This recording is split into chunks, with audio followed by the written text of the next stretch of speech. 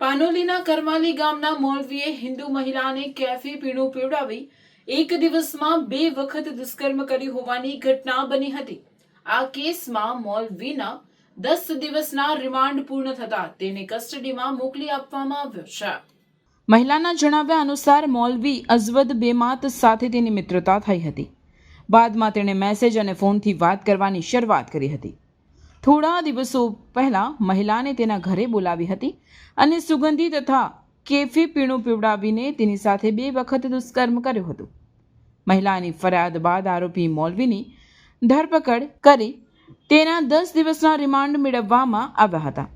આરોપી મૌલવી કેનેડાની નાગરિકતા ધરાવે છે, પણ તેનો પાસપોર્ટ માંડવીની કોર્ટમાં જપ્ત હોવાથી તે 10 વર્ષ ઉપરાંતથી પાનોલીના કરમાલી ગામમાં રહે છે. આરોપીના 10 દિવસના રિમાન્ડ પૂર્ણ થતાં તેને જ્યુડિશિયલ કસ્ટડીમાં મોકલી આપવામાં આવ્યો છે. બીજી તરફ મહિલાને પીવડાવવામાં આવેલા પીણાની તપાસ માટે FSLમાં મોકલવામાં આવ્યું છે, પણ તેનો FSL રિપોર્ટ હજી સુધી આવ્યો નથી.